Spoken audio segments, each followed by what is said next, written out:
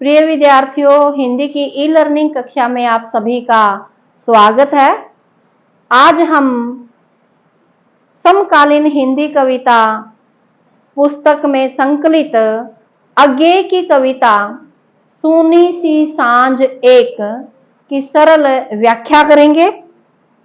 कविता इस प्रकार है। सूनी सी सांझ एक दबे पांव मेरे कमरे में आई थी। अज्ञेय ने सांझ के समय का मानवीकरण किया है। कवि अपने कमरे में बैठे कविता संबंधी कार्य कर रहे थे और उसी समय सांझ की धूप उनके कमरे में प्रवेश करती है। सायंकाल का समय है। मुझको भी वहां देख थोड़ा सकुचाई थी। अज्ञेय जी कहते हैं कि धूप जो कमरे में आई उसका मुझे पता ही नहीं लगा। वह दबे पांव आई और मुझे वहां पाकर वह शर्मा गई। तभी मेरे मन में यह बात आई थी। तभी कवि के मन में विचार आया कि ठीक है, यह अच्छी है, उदास है पर सच्ची है। जो धूप है वह अच्छी है परंतु उसमें उदासी है और ये सच्चाई है। इसी को सांवली छांव में कुछ देर रहूंगा। कवि कहता है जो सांझ की धूप है वह सांवले रंग की है। मैं इसी धूप में कुछ समय बिताऊंगा, इसी की सांस की लहर पर बहूंगा और इसी धूप के लहरों पर मैं सांस लूंगा, अर्थात अपना समय व्यतीत करूंगा। चुपचाप इसी के नीरव तलवों की लाल छाप देखना, कुछ नहीं कहूंगा।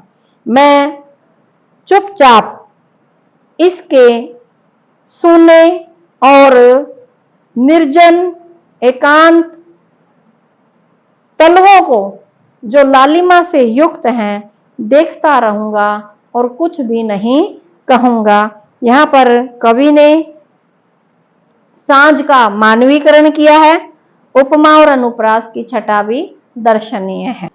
पर उस सलोनी के पीछे पीछे घुस आई बिजली की बत्तियां।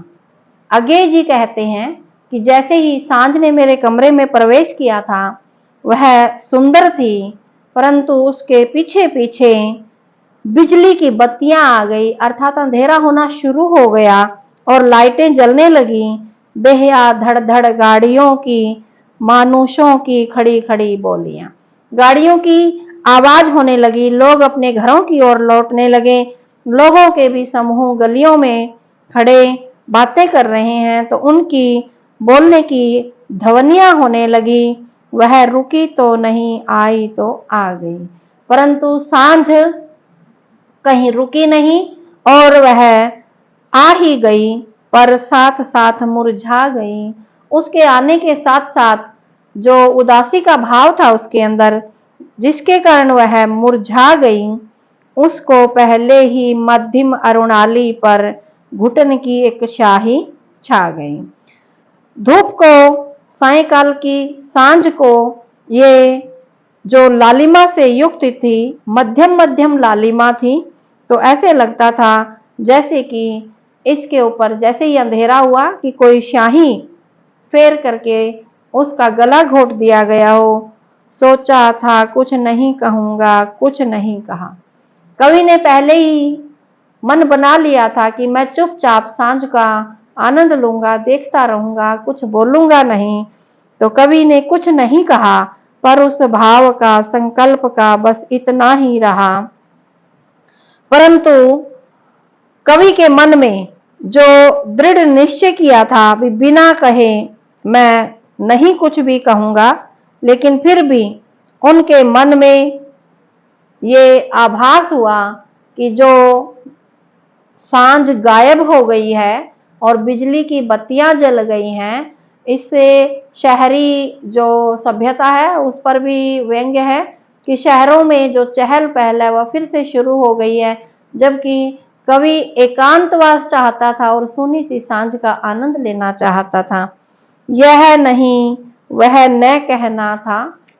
अब ये नहीं था कवि का विचार कि वह कुछ भी नहीं कहना चाहता था, जो कि उसको उदास पर सच्ची लुनाई में बहना था।